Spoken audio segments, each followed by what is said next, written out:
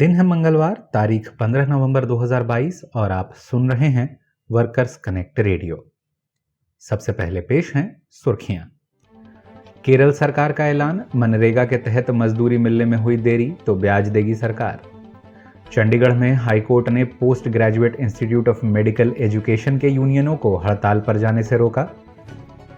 मिजोरम में पत्थर की खदान धंसने से 8 मजदूरों की मौत। सरकार के साथ वेतन वार्ता विफल होने के बाद दक्षिण अफ्रीका में सरकारी कर्मचारियों ने किया विरोध प्रदर्शन। और दक्षिण कोरिया में निजीकरण और श्रम कानूनों में बदलाव के खिलाफ रोष प्रदर्शन तेज। अब खबरें विस्तार से।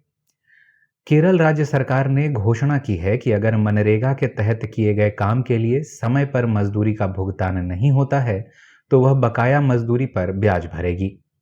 केंद्रीय कानून के तहत मजदूरी 15 दिन के अंदर मिल जानी चाहिए, जिसके बाद प्रतिदिन बकाया मजदूरी पर 0.05% की दर से ब्याज देने का नियम है।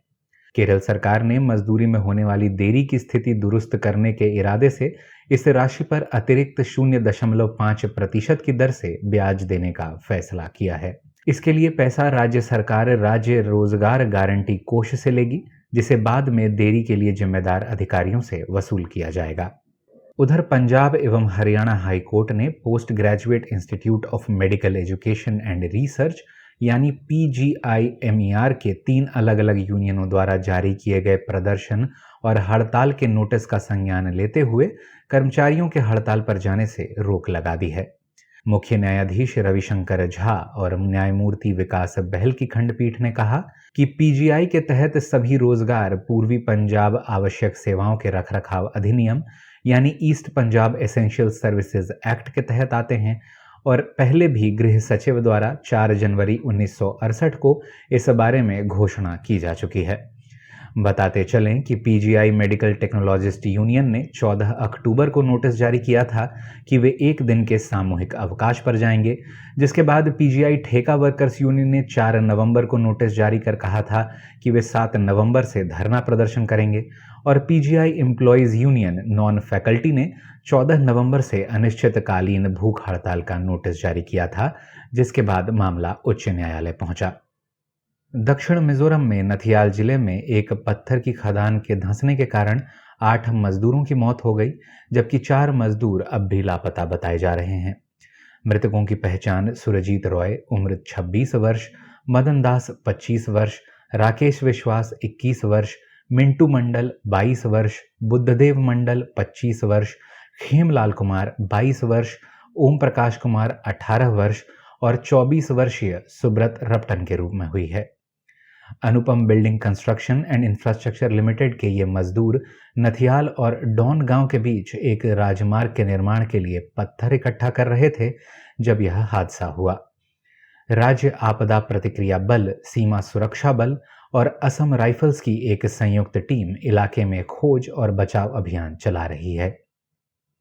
अब कुछ अंतर्राष्ट्रीय खबरें। दक्षिण अफ्रीका में सरकार के साथ वेतन वार्ता विफल होने के बाद राजधानी प्रिटोरिया में हजारों सरकारी कर्मचारियों ने 1 दिवसीय टूल डाउन हड़ताल की। लोक सेवक संघ यानी पब्लिक सर्वेंट्स एसोसिएशन के तत्वावधान में कर्मचारी बढ़ती महंगाई के अनुरूप 6.5% वेतन वृद्धि की मांग कर रहे हैं। हालांकि सरकार ने एक तरफा फैसला सुनाते हुए कहा है कि वह 3% की दर से वेतन बढ़ाएगी। बताते चलें कि दक्षिण अफ्रीका में महंगाई 7.8% की दर से बढ़ी है और कर्मचारी इसी अनुपात में वेतन वृद्धि की मांग कर रहे हैं। उधर दक्षिण कोरिया में भारी बारिश के बीच 90,000 से भी अधिक मजदूर Korean confederation of trade unions यानी KCTU के बैनर तले राजधानी सियोल में इकट्ठा हुए और निजीकरण यानी प्राइवेटाइजेशन और मजदूर विरोधी कानूनों के खिलाफ अपना विरोध दर्ज किया। मजदूर मांग कर रहे हैं कि सरकार मजदूर यूनियन अधिनियम के अनुच्छेद 2 और 3 में संशोधन करे। बताते चलें कि दक्षिण कोरिया में मजदूरों का आंदोलन उफान पर है। राष्ट्रीय विश्वविद्यालय अस्पताल प्रणाली के स्वास्थ्य कर्मचारियों ने 10 नवंबर को काम बंद कर दिया था, जबकि रेलवे और मेट्रो कर्मचारियों ने इस महीने के अंत में हड़ताल करने का मन बना लिया है। इस अंक में बस इतना ही। यदि मजदूर जगत से जुड़ी ताज़ा तरीन खबरों से आप जुड़े रहना चाहते हैं तो वर्कर्स कनेक्ट रेडियो के इस चैनल को सब्सक्राइब कर लें। इससे हमारे आगामी अंक की सूचना आप तक स्वयं पहुंच जाया करेगी। यदि यह खबरें आपको लाभकारी लगें तो इसे ज़्यादा से ज़्यादा लोगों तक पहुंचाने में हमारी मदद करें।